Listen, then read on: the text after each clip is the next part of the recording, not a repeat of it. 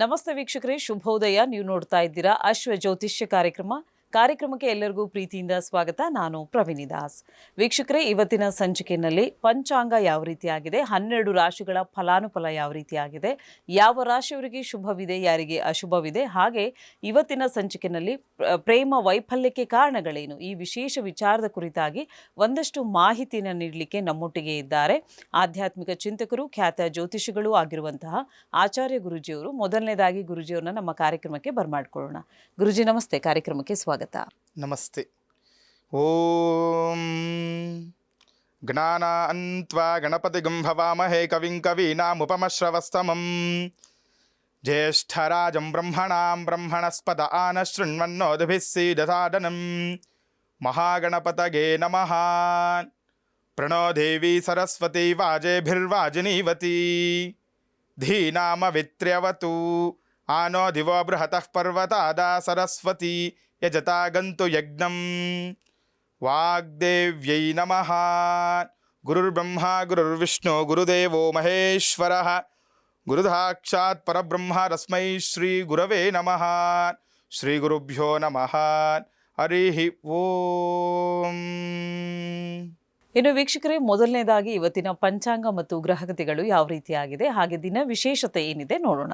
ಗುರುಜಿ, ಪಂಚಾಂಗ ನೋಡಿ, ಈ ದಿನದ ಪಂಚಾಂಗವನ್ನು ನಾವು ನೋಡಿದಾಗ ಈ ದಿನ 10/5/2024 ಶುಕ್ರವಾರ. ಪಂಚಾಂಗ ಮತ್ತು ಸಂಕಲ್ಪವನ್ನು ನಾವು ಈ ದಿವಸ ನೋಡಿದಾಗ ಓಂ ಶ್ರೀ ಗೋವಿಂದ ಗೋವಿಂದ ಗೋವಿಂದ ಆದ್ಯ ಶ್ರೀಮದ್ಭಗವತೋರ್ ಮಹಾಪುರುಷಸ್ಯ ಮಹಾವಿಷ್ಣುವರಾಜ್ಞಯ ಪ್ರವರ್ತಮಾನಸ್ಯ ಆದ್ಯ ಬ್ರಹ್ಮಣಃ ದ್ವಿತೀಯ ಪ್ರಹರಾರ್ಧೆ ಶ್ರೀ ಶ್ವೇತವರಾಹಕಲ್ಪೆ ವೈವಸ್ವತ ಮನ್ವಂತರೆ ಕಲಿಯುಗೆ ಪ್ರಥಮ ಪಾದೆ ಜಂಬೂದ್ವೀಪೆ ಭಾರತವರ್ಷೆ ಭರತಖಂಡೆ ಶಕಾಬ್ದೆ ಮೇರೋರ್ದಕ್ಷಿಣೇ ಪಾರ್ಶ್ವೆ ಅಸ್ಮಿನ್ ವರ್ತಮಾನೆ ವ್ಯಾವಹಾರಿಕೆ ಚಾಂದ್ರಮಾನೇನ ಅಸ್ಯ ಪ್ರಭವಾದಿ ಸೃಷ್ಟಿ ಸಂವತ್ಸರಾನ ಮಧ್ಯೆ ಮಂಗಳಕರವಾದಂತಹ ಶ್ರೀ ಕ್ರೋಧಿನಾಮ ಸಂವತ್ಸರೆ ಉತ್ತರಾಯಣ ವಸಂತ ಋತು ವೈಶಾಖ ಮಾಸ ಶುಕ್ಲ ಪಕ್ಷ ತೃತೀಯ. ನೋಡಿ, ಈ ದಿವಸ ಬೆಳಗಿನ ಜಾವ 4:45 ತೃತೀಯ ತಿಥಿ ಇರುತ್ತೆ. ತದನಂತರ ಚತುರ್ಥಿ ತಿಥಿ ಪ್ರಾರಂಭವಾಗುವುದು ನಾವು ನೋಡ್ತಿದ್ದೇವೆ. ತದನಂತರ ಈ ದಿವಸ ನಕ್ಷತ್ರ ರೋಹಿಣಿ ನಕ್ಷತ್ರ ಆಗಿರುತ್ತೆ. ಅತಿಗಂಡ ಯೋಗ, ತೈತಲ ಕರ್ಣ. ಅದೇ ರೀತಿ ಈ ದಿನದ ಸೂರ್ಯೋದಯವನ್ನು ನಾವು ನೋಡಿದಾಗ ಬೆಳಗ್ಗೆ 5:56 ಸೂರ್ಯೋದಯ ಆಗುತ್ತೆ. ಸಂಜೆ ಸೂರ್ಯಾಸ್ತಮ 6:37 ಸೂರ್ಯಾಸ್ತಮ ಆಗುವಂಥದ್ದು ನಾವು ನೋಡ್ಬೋದಾಗಿದೆ. ತದನಂತರ ನೋಡಿ, ಈ ದಿನದ ಶುಭ ಸಮಯವನ್ನು ನಾವು ನೋಡಿದಾಗ 5 ಗಂಟೆಯಿಂದ 6 ಗಂಟೆಯವರೆಗೆ ಈ ದಿವಸ ಶುಭ ಸಮಯವಾಗಿರುತ್ತೆ. ತದನಂತರ ದುರ್ಮುಹೂರ್ತವನ್ನು ನಾವು ನೋಡಿದಾಗ ಬೆಳಗ್ಗೆ 8:24 9:12 ದುರ್ಮುಹೂರ್ತ ಈ ದಿವಸ ಇರುತ್ತೆ. ಗಳಿಗೆಯನ್ನು ನಾವು ನೋಡಿದಾಗ ಬೆಳಗ್ಗೆ 9:25 10:57 ಅಮೃತಗಳಿಗೆ ಆಗಿರುತ್ತೆ. ತದನಂತರ ನೋಡಿ, ಈ ದಿನದ ಯೋಗ ಮಿತ್ರಯೋಗ, ದೇಹ ಪುಷ್ಟಿ, ಈ ದಿನದ ಯೋಗವನ್ನು ನಾವು ನೋಡ್ಬೋದಾಗಿದೆ. ಈ ದಿನದ ರಾಹುಕಾಲ, ಗುಳಿಕ ಕಾಲ, ಯಮಗಂಡ ಕಾಲವನ್ನು ನೋಡಿದಾಗ ರಾಹುಕಾಲ ಬಂದು ಬೆಳಗ್ಗೆ 10:44 12:19 ರಾಹುಕಾಲ ಆಗಿರುತ್ತೆ. ನಂತರ ಗುಳಿಕ ಕಾಲ ಬೆಳಗ್ಗೆ 7:34 9:09 ಗುಳಿಕ ಕಾಲ ಆಗಿರುತ್ತೆ. ಯಮಗಂಡ ಕಾಲವನ್ನು ನಾವು ನೋಡಿದಾಗ ಮಧ್ಯಾಹ್ನ 3:29 5:04 ಯಮಗಂಡ ಕಾಲ ಆಗಿರುತ್ತೆ. ಈ ಕಾಲಗಳನ್ನು ನೋಡಿ ತದನಂತರ ಇರುವ ಸಮಯಗಳಲ್ಲಿ ಶುಭ ಕೆಲಸಗಳನ್ನು ನೀವು ಮಾಡ್ಕೊಳ್ಳಿ. ಈ ದಿನದ ವಿಶೇಷವನ್ನು ನಾವು ನೋಡಿದಾಗ ವಿಶೇಷವಾದಂತಹ ಶುಕ್ರವಾರ ಅಕ್ಷಯ ತೃತೀಯ. ನೋಡಿ, ಈ ದಿವಸ ವಿಶೇಷ ನೋಡಿ, ಅಕ್ಷಯ ತೃತೀಯ. ಎಲ್ಲರಿಗೂ ಕೂಡ ಈ ದಿನ ಶುಭವಾಗಲಿ, ಒಳ್ಳೆಯದಾಗಲಿ. ನೀವು ಮಾಡಿದಂತಹ ಕೆಲಸ ಕಾರ್ಯಗಳು ಕೂಡ ಇನ್ನೂ ಉನ್ನತ ಮಟ್ಟಕ್ಕೆ ಹೋಗಲಿ, ಹೆಚ್ಚೆಚ್ಚು ನಿಮಗೆ ಶುಭವಾಗಲಿ ಅಂತ ಬಯಸ್ತಾ, ಈ ದಿವಸ ಬಸವ ಜಯಂತಿ ಕೂಡ ಇದೆ, ಹಾಗೂ ಪರಶುರಾಮ ಜಯಂತಿ ಕೂಡ ದಿನ ವಿಶೇಷವಾಗಿರುವಂಥದ್ದು ನಾವು ಈ ದಿನ ನೋಡ್ಬೋದಾಗಿದೆ. ಇನ್ನು ವೀಕ್ಷಕರೇ, ಇವತ್ತಿನ ಪಂಚಾಂಗ ಮತ್ತು ಗ್ರಹಗತಿಗಳು ಯಾವ ರೀತಿಯಾಗಿದೆ ಅನ್ನೋದನ್ನ ಗುರುಜಿಯವರು ನಮಗೆ ತಿಳಿ ಹೇಳಿದ್ದಾರೆ. ಗುರುಜಿಯವ್ರನ್ನ ನೀವು ನೇರವಾಗಿ ಭೇಟಿ ಆಗಬೇಕು ಅಂದರೆ ಸಂಪರ್ಕಿಸಬೇಕು ಅನ್ನೋದಾದರೆ ನೀವು ಮಾಡಬೇಕಾಗಿರೋದು ಇಷ್ಟೇ. ನಿಮ್ಮ ಟಿ ವಿ ಸ್ಕ್ರೀನ್ ಮೇಲೆ ಕಾಣ್ತಾ ಇರುವಂಥ ನಂಬರ್ಗೆ ಕರೆ ಮಾಡಿ ಒಂದು ಅಪಾಯಿಂಟ್ಮೆಂಟ್ನ ಫಿಕ್ಸ್ ಮಾಡ್ಕೊಳ್ಬೇಕಾಗತ್ತೆ. ತದನಂತರ ಗುರೂಜಿಯವ್ರನ್ನ ಭೇಟಿ ಆಗಲಿಕ್ಕೆ ಅವಕಾಶವಿದೆ.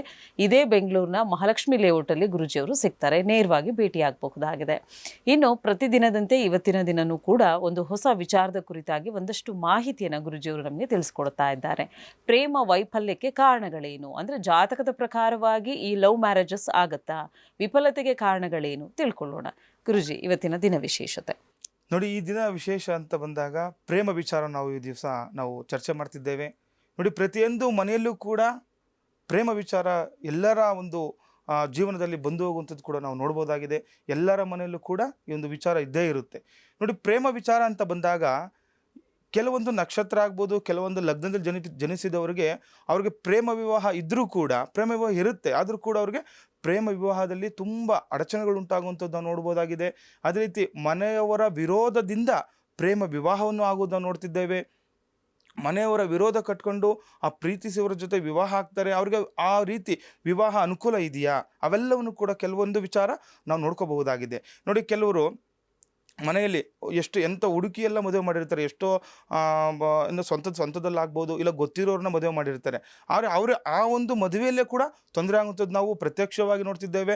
ಮದುವೆಯಾಗಿ 1 ತಿಂಗಳು ಅಥವಾ 2 ತಿಂಗಳು ಇಲ್ಲ 6 ತಿಂಗಳ ನಂತರ ಆ ಮದುವೆಯಲ್ಲಿ ಬಿರುಕು ಉಂಟಾಗುವಂಥದ್ದು, ತೊಂದರೆಗಳು ಉಂಟಾಗುವಂಥದ್ದು ಕೂಡ ನಾವು ನೋಡ್ಬೋದು. ಅದೇ ರೀತಿ ನೋಡಿ, ಪ್ರೇಮ ವಿಚಾರ ಅಂತ ಬಂದಾಗ ಯಾರೇ ಆಗಲಿ ಪ್ರೇಮ ವಿವಾಹಕ್ಕೆ ಕೆಲವರೆಲ್ಲ ಅಡಚಣೆಗಳು ಇದ್ದರೂ ಕೂಡ ಕೆಲವರ ಜಾತಕದಲ್ಲಿ ಪ್ರೇಮ ವಿವಾಹ ಇದ್ದಾಗ ಅವ್ರು ತುಂಬ ಅನ್ಯೂನ್ಯವಾಗಿರುವಂಥದ್ದು ಕೂಡ ನಾವು ಜಾತಕದಲ್ಲಿ ನೋಡಬಹುದಾಗಿದೆ. ಕೆಲವೊಂದು ವಿಚಾರ ನೋಡಿ, ನಾವು ನೋಡಿದ್ದೀವಿ, ನಾವೇ ಪ್ರತ್ಯಕ್ಷ ನೋಡುವಂಥದ್ದು. ಎಷ್ಟೇ ಮನೆಯಲ್ಲಿ ಹುಡುಕಿದ್ರು ಕೂಡ ಅಂಥ ಒಂದು ಹುಡುಗ ಆಗಲಿ ಅಥವಾ ಹುಡುಗಿ ಆಗಲಿ ಸಿಗೋದಿಲ್ಲ. ಅವ್ರು ಅಷ್ಟು ಅಡ್ಜಸ್ಟ್ಮೆಂಟ್ ಆಗಿಬಿಡ್ತಾರೆ ಮನೆಯವ್ರ ಜೊತೆ. ಪ್ರೇಮ ವಿವಾಹ ನೋಡಿ, ಅವರ ಜಾತಕದಲ್ಲಿ ಪ್ರೇಮವರ ವಿವಾಹ ಇದ್ದು ಅವರು ಆ ಪ್ರೇಮದಿಂದಲೇ ಮದುವೆ ಆದಾಗ ಅವ್ರು ತುಂಬ ಅನುಕೂಲ ಆಗುವಂಥದ್ದು ನಾವು ನೋಡ್ಬೋದಾಗಿದೆ. ಎಲ್ಲರಿಗೂ ಎಲ್ಲರ ಜೀವನದಲ್ಲೂ ಇದು ತೊಂದರೆ ಆಗುವಂಥದ್ದು ಏನು ಇರಲ್ಲ. ಪ್ರೇಮ ವಿಚಾರ ಅಂತ ಬಂದಾಗ ಕೆಲವೊಂದು ಜಾತಕ ನಾವು ನೋಡಿದಾಗ ಅವ್ರಿಗೆ ಪ್ರೇಮ ವಿವಾಹ ಇದೆಯಾ ಇಲ್ವಾ, ಇಲ್ಲ ಅಂದರೆ ಪ್ರೇಮ ವಿಚಾರದಲ್ಲಿ ಏನಾದರೂ ತೊಂದರೆಗಳು ಉಂಟಾಗುವಂಥದ್ದು ಇದೆಯಾ, ಅವೆಲ್ಲವನ್ನು ಕೂಡ ನಾವು ನೋಡ್ಕೊಳ್ಬೇಕಾಗಿದೆ.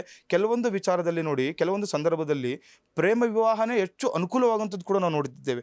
ನೋಡಿ, ಮನೆಯಲ್ಲಿ ಆ ಒಂದು ಹೆಣ್ಮಗು ಆಗ್ಬೋದು ಅಥವಾ ಗಂಡು ಅವರು ಬರ ಬಂದಾಗ ಆ ಮನೆಯಲ್ಲಿ ಆ ಮಗನಂತೆ ಆ ಮನುಷ್ಯ ಬೆರೆತು ಹೋಗ್ಬಿಡ್ತಾರೆ. ಅಂಥದ್ದು ಕೂಡ ನೋಡಿ, ಪೂರ್ವಜನದ ಪುಣ್ಯ ಇದ್ದರೆ ಮಾತ್ರನೇ ಪ್ರೇಮ ವಿವಾಹ ಆಗುವಂಥದ್ದು.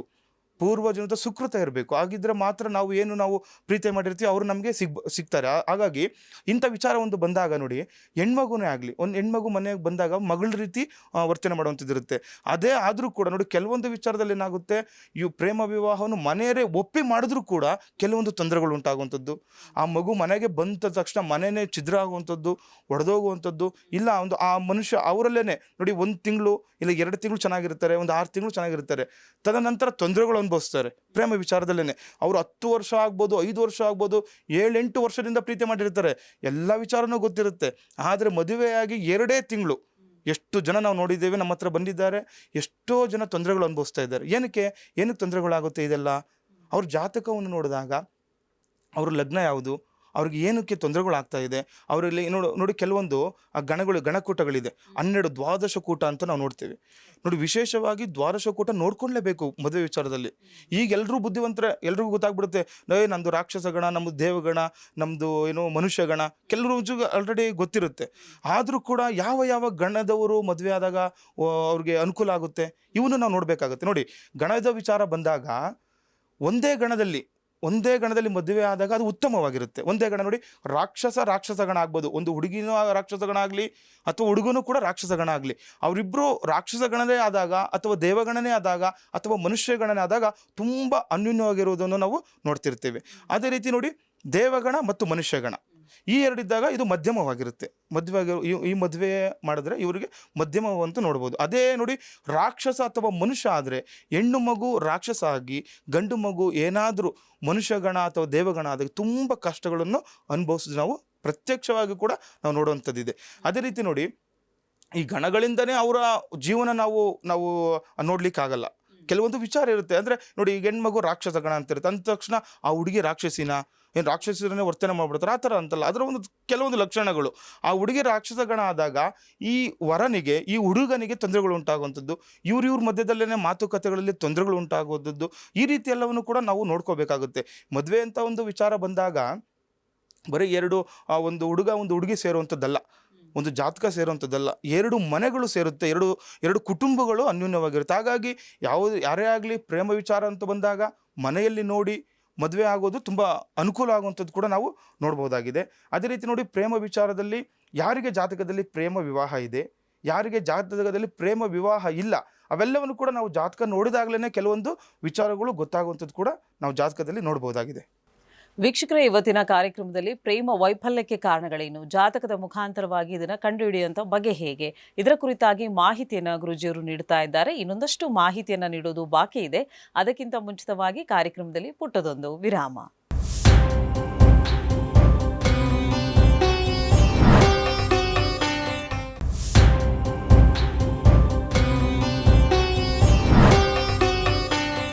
ಇನ್ನು ವೀಕ್ಷಕರೇ, ಇವತ್ತಿನ ಕಾರ್ಯಕ್ರಮದಲ್ಲಿ ಇವತ್ತಿನ ದಿನ ವಿಶೇಷತೆಯಲ್ಲಿ ಒಂದು ಹೊಸ ವಿಚಾರದ ಕುರಿತಾಗಿ ಗುರೂಜಿಯವರು ನಮಗೆ ತಿಳುವಳಿಕೆಯನ್ನು ನೀಡ್ತಾ ಇದ್ದಾರೆ. ಪ್ರೇಮ ವೈಫಲ್ಯಕ್ಕೆ ಕಾರಣಗಳೇನು ಅಂದರೆ ಜಾತಕದ ಮುಖಾಂತರವಾಗಿ ಇದನ್ನು ಹೇಗೆ ತಿಳ್ಕೊಳ್ಬೋದು ಅನ್ನೋದನ್ನು ಎಕ್ಸ್ಪ್ಲೇನ್ ಮಾಡ್ತಿದ್ದಾರೆ.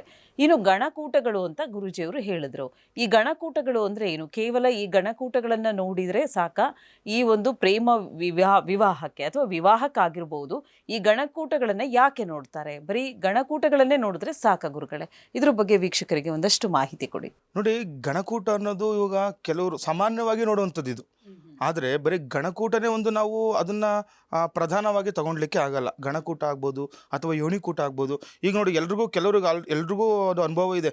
ಯೋನಿಕೂಟಗಳು ಕೂಡ ನೋಡ್ಕೊಂಡ್ಬಿಟ್ಟಿರ್ತಾರೆ. ಅವ್ರದ್ದು ಯಾವ ಪ್ರಾಣಿ, ನಾನು ಸಿಂಹನ ಹುಲಿನ ಅದರಲ್ಲೆಲ್ಲ ಇರುತ್ತೆ ಯೋನಿಕೂಟದಲ್ಲಿ, ಅದನ್ನು ಕೂಡ ಕೆಲವರು ನೋಡ್ಕೊಂಡ್ಬಿಟ್ಟಿರ್ತಾರೆ. ಆದರೆ ವೈರತ್ವ ಯಾವುದು, ಯಾವ ಪ್ರಾಣಿಗಳಿಗೆ ವೈರತ್ವ ಇರುತ್ತೆ, ಅವೆಲ್ಲವನ್ನು ಕೂಡ ನೋಡ್ಕೋಬೇಕಾಗುತ್ತೆ. ಅದೇ ರೀತಿ ನೋಡಿ, ಗಣಕೂಟ ಅಂತ ಬಂದಾಗ 12 ಕೂಟಗಳು ಕೂಡ ತುಂಬ ಪ್ರಧಾನವಾಗಿರುತ್ತೆ. ಈ ಕೂಟಗಳಿಂದ ನಾವು ನೋಡಿ 32 ಅವ್ರಿಗೆ ಗುಣಲಕ್ಷಣಗಳು 32 ಬರಬೇಕು. ಒಂದು ಮದುವೆ ಅಂದರೆ 32ವರೆಗೆ ಇರುತ್ತೆ. ಆದರೆ ನಾವು 18, 19, 20 ಬಂದರೂ ಕೂಡ ಮದುವೆ ಮಾಡುವಂಥದ್ದಿದೆ. ಸಾಮಾನ್ಯವಾಗಿ ಈ ಒಂದು ಜಾತಕ ಇರುತ್ತೆ ಅಂತ ಪರಿಗಣಿಸಿ ಮದುವೆ ಮಾಡೋದಂತೂ ಕೂಡ ನೋಡಬೇಕಾಗತ್ತೆ. ಅದೇ ರೀತಿ ನೋಡಿ, ಕೂಟಗಳನ್ನು ನೋಡಿದಾಗ 12 ಕೂಟಗಳು ಯಾವಂದರೆ ನೋಡಿ, ದಿನಕೂಟ, ಗಣಕೂಟ, ಮಹೇಂದ್ರಕೂಟ, ಸ್ತ್ರೀಕೂಟ, ಸ್ತ್ರೀ ದೀರ್ಘಕೂಟ, ಯೋನಿಕೂಟ, ರಾಶಿಕೂಟ, ಗ್ರಹಮೈತ್ರಿಕೂಟ, ವಶ್ಯಕೂಟ, ಅದೇ ರೀತಿ ರಜ್ಜುಕೂಟ, ವೇದಕೂಟ, ವರ್ಣಕೂಟ ಮತ್ತು ನಾಡಿಕೂಟ, ಇವೆಲ್ಲವನ್ನು ಕೂಡ ನಾವು ಪರಿಗಣನೆಗೆ ತಗೊಳ್ಳೇಬೇಕಾಗುತ್ತೆ. ಈ ಮದುವೆ ವಿಚಾರ ಅಂತ ಬಂದಾಗ ನಾನು ಆವಾಗಲೇ ಹೇಳ್ದಂಗೆ 2 ಕುಟುಂಬದಿಂದ ಇದು 2 ಕುಟುಂಬಗಳು ಒಂದಾಗುವಂಥದ್ದು. ನೋಡಿ, ಏನೋ ಒಂದು ವಿಚಾರ ನೋಡ್ಬಿಟ್ಟು ಇವರು ಮದುವೆ ಮಾಡಿ ಒಂದು 6 ತಿಂಗಳಿಗೆ 3 ತಿಂಗಳಿಗೋ ಪ್ರಾಬ್ಲಮ್ಗಳು ತೊಂದರೆಗಳು ಅನುಭವಿಸಿದಾಗ ಆವಾಗಲೇ ನೋಡಿ, ಯಾರು ತೊಂದರೆಗಳು ಅನುಭವಿಸಿರ್ತಾರೋ ಅವರಿಗೆ ಮಾತ್ರನೇ ಇದ್ರದ್ದು ಅನುಭವ ಆಗಿರುತ್ತೆ. ಪ್ರೇಮ ವಿಚಾರನೇ ತಗೊಳ್ಳಿ ನೋಡಿ, ಮನೆಯವರ ವಿರೋಧ ಕಟ್ಕೊಂಡು ಮದುವೆ ಆಗಿಬಿಟ್ಟಿರ್ತಾರೆ. ಏನು ಒಂದು ಹೇಳಿದಂಗೆ 6 ತಿಂಗಳು 3 ತಿಂಗಳು ಚೆನ್ನಾಗಿರುತ್ತೆ, ಆಮೇಲೆ ಎಷ್ಟು ತೊಂದರೆಗಳು ಅನುಭವಿಸ್ತಿರ್ತಾರೆ ಅಂದರೆ ನಮ್ಮ ಹತ್ರ ನೋಡಿದ್ದೀವಿ ನಾವು. ತುಂಬ ತೊಂದರೆಗಳು ಪ್ರೇಮ ವಿಚಾರದಲ್ಲೇ ಆಗುತ್ತೆ. ಇವಾಗ ಮನೆಗಳಲ್ಲಿ ನೋಡಿ ಮದುವೆ ಆದಾಗ ಏನಾಗುತ್ತೆ, ಅವರು ಆ ಗಂಡು ಒಂದು ಹೆಣ್ಣು ಮುಂಚೆ ಚೆನ್ನಾಗಿಲ್ಲ ಅಂದರೂ ಕೂಡ ಮನೆಯಲ್ಲಿ ಏನು ನೋಡಿರ್ತಾರೆ, ಎಲ್ಲ ಕೂಟಗಳು ನೋಡಿರ್ತಾರೆ. ಜಾತಕ ಅಂದರೆ ಸುಮ್ಮನೆ ಅಲ್ಲ, ಎಲ್ಲವನ್ನು ನೋಡ್ತಾರೆ. ಆ 12 ಕೂಟಗಳನ್ನು ನೋಡ್ತಾರೆ, ಅವ್ರಿಗೆ ರಾಶಿ ನಕ್ಷತ್ರಗಳನ್ನು ನೋಡ್ತಾರೆ, ಇವರ ಲಗ್ನಗಳನ್ನು ನೋಡ್ತಾರೆ, ಎಲ್ಲವನ್ನು ನೋಡಿ ಹೊಂದಾಣಿಕೆ ಮಾಡುವಂಥದ್ದು. ಇದು ಏನಾಗುತ್ತೆ ಅಂದರೆ, ಅವರು ಮದುವೆ ಆಗಿ ಮುಂಚೆ ಈ ಫಸ್ಟ್ ಚೆನ್ನಾಗಿಲ್ಲ, 1 ತಿಂಗಳು 2 ತಿಂಗಳು ಚೆನ್ನಾಗಿಲ್ಲ ಅಂದರೂ ಕೂಡ ಮುಂದೆ ಅನ್ಯೋನ್ಯವಾಗಿ ತುಂಬ ಚೆನ್ನಾಗಿ ಹೊಂದಾಣಿಕೆ ಆಗಿಬಿಡ್ತಾರೆ. ಕೆಲವರು ಮಕ್ಕಳಾದ್ಮೇಲೆ ಚೆನ್ನಾಗುವಂಥದ್ದು ನೋಡಿದ್ದೀವಿ ನಾವು. ಅಲ್ಲಿವರೆಗೂ ಕೂಡ ತೊಂದರೆ ಇರ್ತಾರೆ. ನೋಡಿ, ಏನಕ್ಕೆ ನಾವು ಜಾತಕ ಹೊಂದಾಣಿಕೆ ಮಾಡಿ ಮದುವೆ ಮಾಡಬೇಕು ಅನ್ನೋದು ಇದು ತುಂಬ ವಿಶೇಷವಾದಂತಹ ಒಂದು ಏನಿದು ಕಾನ್ಸೆಪ್ಟ್. ಇದು ಈ ವಿಚಾರನೇ ಒಂದು ವಿಶೇಷ. ಇದು ಪೂರ್ವ ನಮಗೆ ನೋಡಿ, ಇವಾಗ ಕೋರ್ಟಲ್ಲಿ ಕೂಡ ಸುಪ್ರೀಂ ಕೋರ್ಟಲ್ಲಿ ಆರ್ಡರ್ ಆಗಿದೆ. ಈಗ ರೀಸೆಂಟಲ್ಲಿ ಆಗಿರುವಂಥದ್ದು ಏನಾಗಿದೆ, ಮದುವೆ ಅಂತ ಬಂದಾಗ ಏನು ನಮ್ಮ ಧಾರ್ಮಿಕವಾಗಿ ಹಿಂದೂ ಸಂಪ್ರದಾಯದಲ್ಲೇ ವಿಧಿಯುಕ್ತವಾಗಿ ಪೂಜೋಪಕರಣಗಳಿಂದ ಸಪ್ತಪದಿ ತುಳಿದಾಗ ಮಾತ್ರ ಆ ಒಂದು ಮದುವೆಯನ್ನು ಕನ್ಸಿಡರ್ ಮಾಡ್ತಾರಂತೆ. ಆ ರೀತಿ ನೋಡಿ, ಸುಪ್ರೀಂ ಕೋರ್ಟ್ ಆರ್ಡರ್ ಆಗಿದೆ ಅಂದರೆ ಯಾರು ಸುಮ್ಮನೆ ಮಾಡುವಂಥದ್ದಲ್ಲ. ಇದು ಸುಪ್ರೀಮಿಂದ ಆರ್ಡರ್ ಆಗಿದೆ ಅಂದಾಗ ನೋಡಿ, ಎಷ್ಟು ಜನ ಇದ್ರ ಬಗ್ಗೆ ಯೋಚನೆ ಮಾಡಿರ್ತಾರೆ, ಚಿಂತನೆ ಮಾಡಿರ್ತಾರೆ. ನಮ್ಮ ಸನಾತನ ಸಂಸ್ಕೃತಿ ಎಷ್ಟು ಒಂದು ಅದ್ಭುತವಾಗಿದೆ, ಇವೆಲ್ಲವನ್ನು ಕೂಡ ನೋಡುವಂಥದ್ದು. ಆದರೆ ಆ ರೀತಿಯಾಗಿ ಮದುವೆ ಆದಾಗ ನೋಡಿ, ಇವರು ಮಾಡಿ ಮದುವೆ ಮಾಡ್ಕೊಳ್ಳಿ ಅಂತ ಹೇಳ್ತಾರೆ. ನೋಡಿ, ಒಂದು ಹೆಣ್ಣು ತರಬೇಕಂದ್ರೆ ಎಷ್ಟು 21 ತಲೆಮಾರು ನೋಡಬೇಕು. ಏನಕ್ಕೆ ನೋಡಬೇಕು? ವಂಶ ಹೆಂಗೆ ಬೆಳೆದು ಬಂದಿದ್ದಾರೆ, ಅವ್ರು ಯಾವ ರೀತಿ ಬೆಳೆದಿದ್ದಾರೆ, ಅವೆಲ್ಲವನ್ನು ಕೂಡ ಯಾಕೆ ನೋಡಬೇಕಂದ್ರೆ ಕಷ್ಟ ಬಂದಾಗ ಗೊತ್ತಾಗುತ್ತೆ ಯಾಕೆ ನೋಡಬೇಕಂತ, ಅಲ್ವಾ? ಆ ರೀತಿ ಇರುತ್ತೆ. ಹಾಗಾಗಿ ಮದುವೆಯನ್ನು ಈ ರೀತಿ ನಾವು ನೋಡಿ ಮಾಡಿದಾಗ ಮುಂಚೆ ಫಸ್ಟು ತೊಂದರೆ ಪ್ರಾರಂಭದಲ್ಲಿ ನಮ್ಗೆ ಅವ್ರಿಗೆ ತೊಂದರೆ ಆದರೂ ಕೂಡ ಹೋಗ್ತಾ ಹೋಗ್ತಾ ತುಂಬ ಒಳ್ಳೆಯದಾಗುವಂಥದ್ದು, ಅನ್ಯೂನ್ಯವಾಗಿರುವಂಥದ್ದು, ಸದಾಕಾಲ ಅವರು ನೋಡಿ ನೂರಾರು ವರ್ಷ ಆರೋಗ್ಯ ಐಶ್ವರ್ಯದಿಂದ ಕೊಡುವಂಥದ್ದು. ಕೆಲವರು ಹೇಳ್ತಾರೆ ಆ ಒಂದು ಹೆಣ್ಮಗು ಮನೆಗೆ ಬಂದ ತಕ್ಷಣ ನಮ್ಗೆ ತುಂಬ ಚೆನ್ನಾಗಾಯಿತು, ಮಗನಿಗೆ ಇನ್ನೂ ಒಳ್ಳೆ ಕೆಲಸ ಸಿಕ್ತು, ನಮ್ಮ ವಂಶ ಅಭಿವೃದ್ಧಿ ಆಯಿತು. ಇವೆಲ್ಲವನ್ನು ಕೂಡ ನಾವು ಏನಕ್ಕೆ ನೋಡ್ತೀವಿ ಹೇಳಿ? ಈ ಜಾತಕದ ಮುಖಾಂತರವಾಗಿ ಅವರಿಗೆ ಏನೋ ಅದೆಲ್ಲ ನೋಡಿ ಮಾಡಿದಾಗ ಮಾತ್ರ ಇವೆಲ್ಲವೂ ಕೂಡ ಒಳ್ಳೆಯದಾಗುವಂಥದ್ದು ಕೂಡ ನಾವು ನೋಡ್ಬೋದಾಗಿದೆ. ಅದೇ ರೀತಿ ನೋಡಿ, ಯಾವುದೇ ರೀತಿಯ ಪ್ರೇಮ ವಿವಾಹ ಆಗಲಿ, ಪ್ರೇಮ ವಿವಾಹದಲ್ಲಿ ತೊಂದರೆ ಅಂತ ನಾವು ಹೇಳ್ತಾ ಇಲ್ಲ, ಅದರಲ್ಲಿ ಕೂಡ ನೋಡ್ಕೋಬೇಕಾಗುತ್ತೆ. ಅವರು ಯಾವ ನಕ್ಷತ್ರ, ಅವರ ರಾಶಿ, ಅವೆಲ್ಲ ನೋಡಿ ಮಾಡಿದಾಗ ಒಳ್ಳೆಯದಾಗುವಂಥದ್ದು ಕೂಡ ನಾವು ನೋಡ್ಬೋದಾಗಿದೆ. ಇನ್ನು ಗುರುಗಳೇ, ಈ ಪ್ರೇಮ ವೈಫಲ್ಯ ಉಂಟಾಗ್ಲಿಕ್ಕೆ ಕಾರಣಗಳೇನು ಅಂತ ಹೇಳ್ತೀರಾ? ನೋಡಿ, ವಿಶೇಷವಾಗಿ ಇದು ತುಂಬ ಎಲ್ಲರೂ ನೋಡ್ಕೊಳ್ಳೇಬೇಕಾಗುತ್ತೆ ಇದು, ಆಯಿತಾ? ಇಷ್ಟೊತ್ತು ನಾವು ಹೇಳಿದ್ವಿ ಪ್ರೇಮ ವಿವಾಹಗಳು ತೊಂದರೆಗಳು ಅವೆಲ್ಲ, ಆದರೆ ಕಾರಣಗಳೇನು ಅವೆಲ್ಲ ನೋಡ್ಕೋಬೇಕು. ನೋಡಿ, ಪ್ರೇಮ ವಿವಾಹಕ್ಕೆ ಕುಜ ಮತ್ತು ಬುಧ, ಶುಕ್ರ ರಾಹು ಕಾರಕರಾಗಿರ್ತಾರೆ. ನೋಡಿ, ಮಂಗಳ ಗ್ರಹ ಆಗ್ಬೋದು, ಬುಧ ಗ್ರಹ ಆಗ್ಬೋದು, ಶುಕ್ರ ಗ್ರಹ ಆಗ್ಬೋದು, ರಾಹು ಗ್ರಹಗಳು ಇವರು ಕಾರಕರು, ಪ್ರೇಮ ವಿಚಾರಕ್ಕಂತಹ ಕಾರಕರು. ಈ ವಕ್ರ ಗ್ರಹಗಳು ಪ್ರೇಮ ವಿವಾಹಕ್ಕೆ ಕಾರಕರಾಗಿರ್ತಾರೆ. ಅದೇ ರೀತಿ ಯಾರು ಆ ಒಂದು ಜಾತಕನಲ್ಲಿ ಬುಧ ಆಗ್ಬೋದು, ಶುಕ್ರ ಆಗ್ಬೋದು, ರಾಹು ಆಗ್ಬೋದು ವಕ್ರಿ ಆಗಿದ್ದಾಗ ಈ ಪ್ರೇಮ ವಿಚಾರಕ್ಕೆ ಅವರು ಕಾರಣರಾಗಿರ್ತಾರೆ. ವಕ್ರ ಗ್ರಹಗಳು ಲಗ್ನದಿಂದ ಪಂಚಮ, ಸಪ್ತಮ, ನವಮ ಸ್ಥಾನಗಳ ಆಧಾರದ ಮೇಲೆ ಪ್ರೇಮ ವಿವಾಹವನ್ನು ನಾವು ಆಗುತ್ತಾ ಅಥವಾ ಇಲ್ಲವೋ ಎಂದು ನಾವು ತಿಳಿಯಬಹುದಾಗಿದೆ. ನೋಡಿ, ಮತ್ತು ರಾಹುವಿನಿಂದ ಪ್ರೇಮ ವಿವಾಹದ ಸಾಧ್ಯತೆ. ರಾಹುಗ್ರಹ ಉಚ್ಚನಾಗಿದ್ದಾಗ, ರಾಹುವಿನ ಪ್ರಭಾವ ಕುಜನ ಮೇಲೆ ಇದ್ದಾಗ, ಅಥವಾ ಕುಜ, ಶನಿ, ಚಂದ್ರ, ಬುಧ ಗ್ರಹ, ಶುಕ್ರ ಗ್ರಹನ ಮೇಲೆ ಪ್ರಭಾವ ಇದ್ದಾಗಲೂ ಕೂಡ ಪ್ರೇಮ ವಿವಾಹ ಉಂಟಾಗೋದು ಕೂಡ ನಾವು ನೋಡ್ಬೋದಾಗಿದೆ. ನೋಡಿ, ಅದೇ ರೀತಿ ವಿಶೇಷವಾಗಿ ರವಿ, ನೋಡಿ ಸೂರ್ಯಗ್ರಹ ನಾವೇನು ಹೇಳ್ತೀವಿ, ರವಿ ಮತ್ತು ಶನಿ, ಕೇತು ಸಪ್ತಮ ಸ್ಥಾನದಲ್ಲಿದ್ದಾಗ, ನೋಡಿ ರವಿ, ನೋಡಿ ನಾವು ನೋಡ್ಕೋಬೇಕಾಗುತ್ತೆ, ಲಗ್ನದಿಂದ ಸಪ್ತಮ ಸ್ಥಾನದಲ್ಲಿ ರವಿ, ಶನಿ ಅಥವಾ ಕೇತು ಸಪ್ತಮ ಸ್ಥಾನದಲ್ಲಿದ್ದಾಗ, ಅದರ ಸಂಯೋಗದಿಂದ ಹೊಂದಿದ್ದಾಗ ಸಪ್ತಮಾಧಿಪತಿ ರವಿ ಅಥವಾ ಶನಿ ಆಗಿದ್ದ ಪಕ್ಷದಲ್ಲಿ ಅವರಿಗೆ, ಅಥವಾ ಸಪ್ತಮದಲ್ಲಿ ಈ ಮೂರು ಗ್ರಹಗಳು ಸಂಯೋಗ ಹೊಂದಿದ್ದಲ್ಲಿ ಹಿರಿಯರು ಒಪ್ಪದೆ ಪ್ರೇಮ ವೈಫಲ್ಯ ಉಂಟಾಗುವಂಥದ್ದು ಕೂಡ ನೋಡ್ಬೋದಾಗಿದೆ. ನೋಡಿ, ಮನೆಯಲ್ಲಿ ಅವರು ಈ ಥರ ಈ ಒಂದು ಜಾತಕದವರಿಗೆ ಮನೆಗಳಲ್ಲೇ ಒಪ್ಪೋದಿಲ್ಲ, ಆ ರೀತಿ ತೊಂದರೆಗಳಾಗುವಂಥದ್ದು ಕೂಡ ನಾವು ನೋಡ್ಬೋದಾಗಿದೆ. ಮತ್ತು ನೋಡಿ, ಸಪ್ತಮ ಸ್ಥಾನ ಧನಸ್ಸು ರಾಶಿಯಲ್ಲಿ ರಾಹು ಮತ್ತು ಬುಧ ಸಂಯೋಗ ಹೊಂದಿದ್ದಲ್ಲಿ ಪ್ರೇಮಿಗಳ ನಡುವೆ ಚಿಕ್ಕ ಪುಟ್ಟ ವಿಚಾರಗಳಲ್ಲಿ ವೈಮನಸ್ಸು ಉಂಟಾಗೋದು ಕೂಡ ನಾವು ನೋಡ್ಬೋದಾಗಿದೆ. ಅದೇ ರೀತಿ ಪ್ರೇಮ ವಿವಾಹ ಕೂಡ ಅವ್ರಿಗೆ ಆಗೋದೇ ಇಲ್ಲ. ಮತ್ತು ನೋಡಿ, ಮತ್ತೆ ನೋಡಬೇಕಂದಾಗ ಪ್ರೇಮ ವಿವಾಹ ಯೋಗವಿದ್ರೂ ಕೂಡ ಸಪ್ತಮ ಸ್ಥಾನ ವೃಶ್ಚಿಕ ರಾಶಿಯಾಗಿದ್ದು ಚಂದ್ರ, ಬುಧ, ಶನಿ ಸಂಯೋಗ ಇದ್ದಾಗ ಬಹಳಷ್ಟು ವ್ಯಥೆ ಉಂಟಾಗುತ್ತೆ ಹಾಗೂ ಪ್ರೇಮ ವಿವಾಹ ಆಗುವುದು ಕಷ್ಟವಾಗುತ್ತೆ. ಆದರೂ ಕೂಡ ಕೆಲವೇ ತಿಂಗಳಲ್ಲಿ ಕೂಡ ವಿಚ್ಛೇದನಕ್ಕೆ ಹೋಗುವಂಥದ್ದು ಕೂಡ ನಾವು ನೋಡ್ಬೋದಾಗಿದೆ. ನೋಡಿ, ಈ ರೀತಿ ಒಂದು ನೋಡಿದಾಗ ಮತ್ತೆ ನೋಡಿ, ಅದೇ ರೀತಿ ಪ್ರೇಮ ವಿವಾಹ ಯೋಗವಿದ್ರೂ ಕೂಡ ಚಂದ್ರ, ಕುಜ ಪರಿವರ್ತನೆ ಆಗಿದ್ದಲ್ಲಿ ಪ್ರೇಮ ವಿವಾಹ ಆದರೂ ಕೂಡ ದಂಪತಿಗಳ ನಡುವೆ ಹೊಂದಾಣಿಕೆ ಕೂಡ ಇರುವುದಿಲ್ಲ. ನೋಡಿ, ಲವ್ ಮಾಡೇ ಮದುವೆ ಆಗಿರ್ತಾರೆ, ಪ್ರೇಮಿಸಿನೇ ಮದುವೆ ಆಗಿರ್ತಾರೆ, ಆದರೆ ಅವರು ನೋಡಿ ಈ ಚಂದ್ರ, ಕುಜ ಪರಿವರ್ತನೆ ಆಗಿದ್ದಲ್ಲಿ, ಪರಿವರ್ತನೆ ಯೋಗದಲ್ಲಿ ಅವರಿದ್ದಾಗ ಪ್ರೇಮ ವಿವಾಹ ಅವ್ರಿಗೆ ಮದುವೆ ಮಾಡಿಕೊಂಡ್ರು ಕೂಡ ಅವ್ರಿಗೆ ತೊಂದರೆಗಳು ಉಂಟಾಗುವಂಥದ್ದು, ಅವ್ರ ಹೊಂದಾಣಿಕೆ ಏನಿರಲ್ಲ. ಮುಂಚೆ ಪ್ರಾರಂಭದಲ್ಲಿ 1 ತಿಂಗಳು 2 ತಿಂಗಳು ಚೆನ್ನಾಗಿದ್ದರೂ ಕೂಡ ನೋಡಿ ಬಿಟ್ಟು ಹೋಗ್ಬಿಡ್ತಾರೆ, ವಿಚ್ಛೇದನೆ ಆಗುವಂಥದ್ದು ಕೂಡ ನಾವು ನೋಡಿದ್ದೇವೆ, ಎಲ್ರಿಗೂ ಕೂಡ ಅನುಭವ ಕೂಡ ಆಗಿರುತ್ತೆ. ಈ ರೀತಿ ಆಗಿರುತ್ತೆ. ನೋಡಿ, ಪ್ರೇಮ ವಿಚಾರದಲ್ಲಿ ತುಂಬ ವಿಶೇಷವಾಗಿ ಈಗಿನ ಮಕ್ಕಳಂತೂ ಇವಾಗ ತುಂಬ ಜಾಸ್ತಿ ಆಗ್ತಾ ಇದೆ, ತೊಂದರೆಗಳು ಅನುಭವಿಸ್ತಾ ಇದ್ದಾರೆ. ಆದರೂ ಕೂಡ ಏನಕ್ಕೆ ಗೊತ್ತಾಗ್ತಿಲ್ಲ ನೋಡಿ, ಅವ್ರಿಗೆ ಗೊತ್ತಾಗಿಲ್ಲ. ಮನೆಯಲ್ಲಿ ಹೇಳಬೇಕು ಯಾವ ರೀತಿ ಇರುತ್ತೆ, ನಮ್ಮ ಸಂಪ್ರದಾಯ ಏನು, ಮದುವೆ ಅಂತ ಬಂದರೆ ಯಾವ ರೀತಿ ಇರುತ್ತೆ, ಅವೆಲ್ಲವನ್ನು ಕೂಡ ಮಕ್ಕಳಿಗೆ ಸ್ವಲ್ಪ ಗೊತ್ತಾದಾಗ ಎಲ್ಲದೂ ಕೂಡ ಶುಭ ಆಗುವಂಥದ್ದಿದೆ. ಇನ್ನು ವೀಕ್ಷಕರೇ, 12 ರಾಶಿಗಳ ಫಲಾನುಫಲ ಯಾವ ರೀತಿ ಆಗಿದೆ ಅನ್ನೋದನ್ನ ತಿಳ್ಕೊಳ್ಳೋಣ. ಮೊದಲ 6 ರಾಶಿಗಳನ್ನ ಗುರುಜಿಯವರು ಮೊದಲಿಗೆ ನಮಗೆ ತಿಳಿಸ್ಕೊಡ್ತಾರೆ.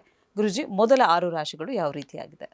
ನೋಡಿ, ಈ ದಿನದ ಮೇಷರಾಶಿಯನ್ನು ನಾವು ನೋಡಿದಾಗ ಸರ್ಕಾರಿ ಕೆಲಸದಲ್ಲಿ ಬೇರೆಯವರಿಂದ ತೊಂದರೆ ಎದುರಾಗುವುದು, ನೀವು ಮಾಡುವ ಒಂದು ಕೆಲಸ ಕಾರ್ಯಗಳದು ಏನು ಗೌರ್ಮೆಂಟ್ ಕೆಲಸದಲ್ಲಿ ಇರ್ತೀರ ಅವ್ರಿಗೆ ಸ್ವಲ್ಪ ಬೇರೆಯವರಿಂದ ತೊಂದರೆಗಳು ಎದುರಾಗುವಂಥದ್ದು ನೋಡಬೇಕಾಗುತ್ತೆ. ಅದೇ ರೀತಿ ನೋಡಿ, ಹಣಕಾಸು ವ್ಯವಹಾರದಲ್ಲಿ ಎಚ್ಚರಿಕೆಯಿಂದ ಇರುವುದು ತುಂಬ ಅನುಕೂಲ ಆಗುವಂಥದ್ದು ನೋಡಿ ಇವತ್ತು ನೋಡಬೇಕಾಗುತ್ತೆ. ನೀವು ಸರ್ಕಾರಿ ಕೆಲಸದಲ್ಲಿರೋರು ಸ್ವಲ್ಪ ಹಣಕಾಸು ವಿಚಾರದಲ್ಲಿ ತುಂಬ ಎಚ್ಚರಿಕೆಯನ್ನು ವಹಿಸಿ. ಅದೇ ರೀತಿ ಅನಿರೀಕ್ಷಿತವಾಗಿ ಪ್ರಮುಖ ವ್ಯಕ್ತಿಗಳ ಭೇಟಿ ಆಗುವ ಸಾಧ್ಯತೆ ಕೂಡ ಹೆಚ್ಚಾಗಿರುತ್ತೆ. ಇವತ್ತು ಈ ದಿವಸ ಸರ್ಕಾರಿಯವರಿಗೆ ಅನಿರೀಕ್ಷಿತವಾಗಿರುವಂತಹ ಯಾರಾದರೂ ಪ್ರಮುಖ ವ್ಯಕ್ತಿಗಳು ಈ ದಿವಸ ನಿಮ್ಮನ್ನು ಭೇಟಿ ಮಾಡುವ ಸಾಧ್ಯತೆ ಕೂಡ ಹೆಚ್ಚಾಗಿರುತ್ತೆ. ಹಾಗೆ ನಾವು ಈ ದಿನದ ವೃಷಭ ರಾಶಿಯನ್ನು ನಾವು ನೋಡಿದಾಗ ವ್ಯಾಪಾರಸ್ಥರಿಗೆ ಹೆಚ್ಚಿನ ಅನುಕೂಲ ಆಗುವಂಥದ್ದು, ಲಾಭ ದೊರೆಯುವಂಥದ್ದು ಕೂಡ ನಾವು ಈ ದಿವಸ ನೋಡ್ತಾ ಇದ್ದೇವೆ. ಅದೇ ರೀತಿ ಹೆಚ್ಚಿನ ವೇಗದ ಅಥವಾ ನಿರ್ಲಕ್ಷ್ಯದ ವಾಹನ ಚಾಲನೆಯು ಅಪಘಾತವನ್ನು ಉಂಟು ಮಾಡುತ್ತದೆ. ಈ ದಿವಸ ನೋಡಿ ವೃಷಭ ರಾಶಿಯವರಿಗೆ ನೀವು ಏನಾದರೂ ಒಂದು ವಾಹನ ಚಲಾವಣೆಯಲ್ಲಿದ್ದಾಗ ತುಂಬ ಹುಷಾರಾಗಿರೋದು ಕೂಡ ಇವತ್ತು ನೋಡ್ಕೋಬೇಕಾಗುತ್ತೆ. ತುಂಬ ವೇಗದಿಂದ ನೀವು ವಾಹನ ಚಲಾವಣೆ ಮಾಡಿದಾಗ ನಿಮಗೆ ತೊಂದರೆ ಉಂಟಾಗೋದು ಕೂಡ ಇವತ್ತು ನಾವು ನೋಡ್ಬೋದಾಗಿದೆ. ಅದೇ ರೀತಿ ದೂರದ ಪ್ರಯಾಣದಲ್ಲಿ ಕಾರ್ಯಸಿದ್ಧಿ, ಏನಾದರೂ ದೂರ ಹೊರಗಡೆ ಹೋಗಬೇಕು ಅಂದಾಗ ಇವತ್ತು ಕಾರ್ಯಸಿದ್ಧಿ ಆಗೋದು ಕೂಡ ನಾವು ವೃಷಭ ರಾಶಿಯವರಿಗೆ ನೋಡ್ತಾ ಇದ್ದೇವೆ. ತದನಂತರ ರಾಶಿ ಮಿಥುನ ರಾಶಿ. ಮಿಥುನ ರಾಶಿಯವರಿಗೆ ಕೆಲವು ಸಣ್ಣ ಪುಟ್ಟ ಸಮಸ್ಯೆಗಳು ಎದುರಾಗುವುದು ಕೂಡ ನಾವು ನೋಡ್ತಾ ಇದ್ದೇವೆ. ಅದನ್ನು ನೀವು ತಾಳ್ಮೆಯನ್ನು ಕಳೆದುಕೊಳ್ಳದೆ ಬೇಡವಾದ ವಿಚಾರಗಳನ್ನು ನೀವು ಯೋಚನೆ ಮಾಡದೆ ತಾಳ್ಮೆಯಿಂದ ನೀವು ಯೋಚಿಸಿದಾಗ ಈ ದಿವಸ ಒಳ್ಳೆಯದಾಗೋದು ಕೂಡ ನಾವು ನೋಡ್ತಾ ಇದ್ದೇವೆ. ಅದೇ ರೀತಿ ನಿಮ್ಮ ಕೆಲಸಕ್ಕೆ ರಾಜೀನಾಮೆ ಕೊಡುವಂತಹ ತೀರ್ಮಾನವನ್ನು ಮಾಡುವಂಥ ಸಂದರ್ಭ ಕೂಡ ಹೆಚ್ಚಾಗಿರುತ್ತೆ. ನೋಡಿ, ಕೆಲಸದಲ್ಲಿ ಏನೋ ಒತ್ತಡ ಆದಾಗ ತೊಂದರೆಗಳು ಉಂಟು ಮಾಡಿದಾಗ ಇವತ್ತು ಆ ಮಾಡುವ ಕೆಲಸಗಳಲ್ಲಿ ಅದನ್ನು ಬಿಡುವಂಥದ್ದು ಕೂಡ ಇವತ್ತು ನಾವು ನೋಡ್ತಾ ಇದ್ದೇವೆ. ಆದರೆ ಮನೆ ನಿರ್ಮಾಣಕ್ಕೋಸ್ಕರ ಬ್ಯಾಂಕ್ ಸಾಲದ ಮೊರೆ ಹೋಗುವ ಸಾಧ್ಯತೆ ಕೂಡ ಹೆಚ್ಚಾಗಿದೆ. ಏನಾದರೂ ಮನೆ ತಗೋಬೇಕು, ಮನೆ ನಿರ್ಮಾಣ ಮಾಡುವಂಥ ಇದ್ದಾಗ ಏನಾದರೂ ಬ್ಯಾಂಕ್ಗಳಲ್ಲಿ ಏನಾದರೂ ನೀವು ಅನುಕೂಲ ಮಾಡ್ಕೋಬೇಕಿದ್ರೆ ಈ ದಿವಸ ಹೋದರೆ ನಿಮಗೆ ಸ್ವಲ್ಪ ಹೆಚ್ಚಿನ ಅನುಕೂಲ ಆಗುವಂಥದ್ದು ಕೂಡ ನಾವು ಈ ದಿವಸ ನೋಡ್ತಿದ್ದೇವೆ. ಅದೇ ರೀತಿ ಕಟಕ ರಾಶಿಯವರಿಗೆ ನಾವು ಈ ದಿವಸ ನೋಡಿದಾಗ ಕಟಕ ರಾಶಿಯವರು ಕೆಲಸದಲ್ಲಿ ಹೆಚ್ಚು ಅನುಕೂಲ ಉಂಟಾಗುತ್ತೆ. ಇವತ್ತು ಮಾಡುವ ಕೆಲಸ, ವ್ಯಾಪಾರ, ಉದ್ಯೋಗದಲ್ಲಿ ಕಟಕ ರಾಶಿಯವರಿಗೆ ಅನುಕೂಲವಾಗೋದನ್ನು ನೋಡ್ತಿದ್ದೇವೆ. ಆರೋಗ್ಯದಲ್ಲಿ ಸುಧಾರಣೆ ಕಂಡು ಬರುತ್ತೆ. ಏನಾದರೂ ಆರೋಗ್ಯ ಸಮಸ್ಯೆ ಇದ್ದರೂ ಕೂಡ ಕಟಕ ರಾಶಿಯವರಿಗೆ ಈ ದಿವಸ ಸುಧಾರಣೆ ಆಗುವಂಥದ್ದು ಕೂಡ ನಾವು ನೋಡ್ತಾ ಇದ್ದೇವೆ. ಗೆಳೆಯರೊಂದಿಗೆ ಪ್ರವಾಸ ಹೋಗುವ ಸಾಧ್ಯತೆ ಕೂಡ ಇದೆ. ನೋಡಿ, ಇದು ವಿಶೇಷ. ಇವರಿಗೆ ಈ ದಿವಸ ಏನಾದರೂ ನೀವು ಹೊರಗಡೆ ಹೋಗಬೇಕು ಅಂದ್ಕೊಂಡಿದ್ದಾಗ ಈ ದಿವಸ ನೀವು ಹೋಗುವಂತಹ ಲಕ್ಷಣಗಳು ಕೂಡ ಕಾಣ್ತಾ ಇದೆ. ಅದೇ ರೀತಿ ಸಿಂಹರಾಶಿ. ನೋಡಿ, ಸಿಂಹರಾಶಿಯವರು ಸರ್ಕಾರಿ ಕೆಲಸದಲ್ಲಿ ಸರ್ಕಾರಿ ಕೆಲಸ ಮಾಡುವವರಿಗೆ ಆ ಕೆಲಸದಲ್ಲಿ ಹೆಚ್ಚು ತೊಂದರೆ ಉಂಟಾಗುವಂಥದ್ದು ಕೂಡ ನಾವು ಇವತ್ತು ನೋಡ್ತಾ ಇದ್ದೇವೆ. ನೋಡಿ, ಈ ಸಿಂಹರಾಶಿಯವರಿಗೂ ಏನಾದರೂ ಗೌರ್ಮೆಂಟ್ ಕೆಲಸದ ಜಾಬಲ್ಲಿದ್ದಾಗ ಅವ್ರಿಗೆ ಇವತ್ತು ಸ್ವಲ್ಪ ತೊಂದರೆ ಉಂಟಾಗುವಂಥದ್ದು ಕೂಡ ಇವತ್ತು ನಮ್ಗೆ ಕಾಣ್ತಾ ಇದೆ, ನಾವು ನೋಡ್ತಾ ಇದ್ದೇವೆ. ಅದೇ ರೀತಿ ಹಣಕಾಸಿನ ವಿಚಾರದಲ್ಲಿ ಎಚ್ಚರಿಕೆ ತುಂಬ ಅಗತ್ಯವಾಗಿರುವಂಥದ್ದು. ನೋಡಿ, ವಿಶೇಷವಾಗಿ ಏನು ಗೌರ್ಮೆಂಟ್ ಕೆಲಸ ಮಾಡ್ತಿದ್ದೀರಾ, ನೀವು ಸರ್ಕಾರಿ ಕೆಲಸ ಮಾಡುವವರು ಹಣಕಾಸಿನ ವಿಚಾರದಲ್ಲಿ ಸ್ವಲ್ಪ ಜಾಗ್ರತೆಯಿಂದ ಇರೋದು ನೀವು ತುಂಬ ಅನುಕೂಲ ಆಗುತ್ತೆ. ಆರೋಗ್ಯದಲ್ಲಿ ಏರುಪೇರು ಉಂಟಾಗುವಂಥ ಸಾಧ್ಯತೆ ಕೂಡ ಹೆಚ್ಚಾಗಿರುತ್ತೆ. ತದನಂತರ ನೋಡಿ, ಕನ್ಯಾ ರಾಶಿಯವರು ನಾವು ನೋಡಿದಾಗ ಕನ್ಯಾ ರಾಶಿಯವರು ಕಟ್ಟಡ ಮೇಲುಸ್ತುವಾರಿಕೆ ಮಾಡುವವರು ಅಥವಾ ಕಟ್ಟಡ ವಿನ್ಯಾಸಕಾರರಿಗೆ ಉತ್ತಮ ದಿನ ಇವತ್ತು. ನೋಡಿ, ಏನಾದರೂ ಮನೆ ಕಟ್ಟೋರಿಗೆ, ಅದರ ಉಸ್ತುವಾರಿ ಮಾಡುವವರು, ಇಲ್ಲ ವಿನ್ಯಾಸ ಮಾಡುವವರು, ನಾವು ಏನು ಹೇಳ್ತೇವೆ ಇಂಜಿನಿಯರ್ಸ್ಗೂ ಆಗ್ಬೋದು, ಇವ್ರಿಗೆಲ್ಲ ತುಂಬ ಉತ್ತಮವಾದ ದಿನ ಈ ದಿನ ಆಗಿರುತ್ತೆ. ಅದೇ ರೀತಿ ವೃತ್ತಿಯಲ್ಲಿ ಹೆಚ್ಚು ಬದಲಾವಣೆಯನ್ನು ಕೂಡ ಕಾಣುವುದು ಕೂಡ ನಾವು ಇವತ್ತು ನೋಡ್ತಿದ್ದೇವೆ. ಇವತ್ತು ನಿಮ್ಮ ಕೆಲಸ ಕಾರ್ಯಗಳಲ್ಲಿ ತುಂಬ ಬದಲಾವಣೆ ಕೂಡ ಆಗುವಂಥದ್ದು ಕೂಡ ಕಾಣ್ತಾ ಇದೆ. ಅದೇ ರೀತಿ ದೂರದ ಪ್ರಯಾಣದಲ್ಲಿ ಹಣಕಾಸಿನ ಅನುಕೂಲ ಕೂಡ ಈ ದಿವಸ ನಿಮಗೆ ಆಗುವಂಥದ್ದು. ವೀಕ್ಷಕರೇ, ಮೊದಲ 6 ರಾಶಿಗಳು ಯಾವ ರೀತಿಯಾಗಿದೆ, ಯಾವ ರಾಶಿಯವರಿಗೆ ಶುಭವಿದೆ, ಯಾರಿಗೆ ಅಶುಭವಿದೆ ತಿಳ್ಕೊಂಡ್ವಿ. ಪರಿಹಾರ ಮಾರ್ಗಗಳು ಹೇಗಿವೆ ಇದ್ರ ಬಗ್ಗೆನೂ ಕೂಡ ಗುರುಜಿಯವರು ನಮಗೆ ತಿಳಿಸ್ಕೊಡ್ತಾ ಇದ್ದಾರೆ. ಇನ್ನು ನೀವು ಗುರುಜಿಯವ್ರನ್ನ ನೇರವಾಗಿ ಭೇಟಿ ಆಗಬೇಕು ಅಂದರೆ ನೀವು ಮಾಡಬೇಕಾಗಿರೋದು ಇಷ್ಟೇ. ನಿಮ್ಮ ಟಿವಿ ಸ್ಕ್ರೀನ್ ಮೇಲೆ ಕಾಣ್ತಾ ಇರುವಂಥ ನಂಬರ್ಗೆ ಕರೆ ಮಾಡಿ ಒಂದು ಅಪಾಯಿಂಟ್ಮೆಂಟ್ನ ಫಿಕ್ಸ್ ಮಾಡಿಕೊಂಡು ಇದೇ ಬೆಂಗಳೂರಿನ ಮಹಾಲಕ್ಷ್ಮಿ ಲೇಔಟಲ್ಲಿ ಗುರುಜಿಯವರು ಸಿಗ್ತಾರೆ. ನೇರವಾಗಿ ಬಂದು ಭೇಟಿ ಆಗ್ಬೋದು. ನಿಮ್ಮೆಲ್ಲ ಸಮಸ್ಯೆಗಳಿಗೆ ಪರಿಹಾರವನ್ನು ನೀವು ಕಂಡುಕೊಳ್ಬಹುದಾಗಿದೆ. ಇನ್ನು ಮೊದಲ 6 ರಾಶಿಗಳ ಬಗ್ಗೆ ನಾವು ತಿಳ್ಕೊಂಡಿದ್ದಾಯಿತು. ಕೊನೆಯ 6 ರಾಶಿಗಳು ಯಾವ ರೀತಿಯಾಗಿದೆ, ಯಾವ ರಾಶಿಯವರಿಗೆ ಶುಭವಿದೆ, ಯಾರಿಗೆ ಅಶುಭವಿದೆ ತಿಳ್ಕೊಳ್ಳೋಣ. ಗುರುಜಿ, ತುಲಾರಾಶಿಯಿಂದ ನೋಡಿ, ತುಲಾರಾಶಿಯವರಿಗೆ ನಾವು ಈ ದಿವಸ ನೋಡಿದಾಗ ನಿರುದ್ಯೋಗಿಗಳಿಗೆ ಉದ್ಯೋಗ ಅವಕಾಶಗಳು ಕೂಡ ಬರಲಿದೆ. ಇವತ್ತು ತುಲಾರಾಶಿಯವರಿಗೆ ಏನಾದರೂ ನಿಮಗೆ ಕೆಲಸ ಇಲ್ಲ ಅಂದರೆ ಈ ದಿವಸ ನಿಮಗೆ ಕೆಲಸ ಸಿಗುವಂಥ ಲಕ್ಷಣಗಳು ಹೆಚ್ಚಾಗಿದೆ. ಆದರೆ ನೀವು ಕೆಲಸಕ್ಕೆ ಹೋಗುವಂತಹ ಅನುಕೂಲ ನೀವು ಮಾಡ್ಕೊಳ್ಬೇಕಾಗುತ್ತೆ. ಅದೇ ರೀತಿ ಕುಟುಂಬದಲ್ಲಿ ಹೆಚ್ಚು ಖರ್ಚುಗಳು ಕೂಡ ನೋಡ್ಬೋದಾಗಿದೆ. ಮನೆಯಲ್ಲಿ ಸ್ವಲ್ಪ ಖರ್ಚಾಗುವಂಥ ಸಾಧ್ಯತೆಗಳು ಹೆಚ್ಚಾಗಿರುತ್ತೆ. ಕೋರ್ಟು ಕಚೇರಿ ಸಮಸ್ಯೆಗಳು ಹೆಚ್ಚು ಕಾಡುತ್ತೆ. ಈ ದಿವಸ ನಿಮಗೆ ಕೋರ್ಟಿಂದ ಆಗ್ಬೋದು ಅಥವಾ ಏನಾದರೂ ಬೇರೆ ಕಚೇರಿಗಳ ಕೆಲಸ ಕಾರ್ಯಗಳಿದ್ದರೆ ಸ್ವಲ್ಪ ಸಮಸ್ಯೆಗಳು ಕೂಡ ಕಾಣುವಂಥದ್ದು ಕೂಡ ನಾವು ನೋಡ್ಬೋದಾಗಿದೆ.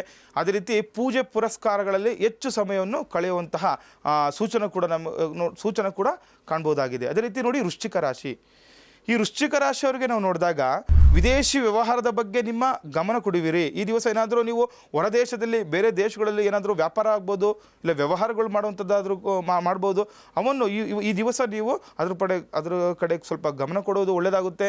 ಅದೇ ರೀತಿ ಕೌಟುಂಬಿಕ ವಿಚಾರಗಳಲ್ಲಿ ನೆಮ್ಮದಿ ಕೂಡ ಸಿಗುತ್ತೆ. ಮನೆಯಲ್ಲಿ ಏನಾದರೂ ವಿಚಾರಗಳು ಇಲ್ಲ ಸಣ್ಣ ಪುಟ್ಟ ತೊಂದರೆಗಳಾಗಿದ್ರೂ ಕೂಡ ಈ ದಿವಸ ನಿಮಗೆ ನೆಮ್ಮದಿಯನ್ನು ಸಿಗುವಂಥದ್ದು ಕೂಡ ನಾವು ನೋಡ್ಬೋದಾಗಿದೆ.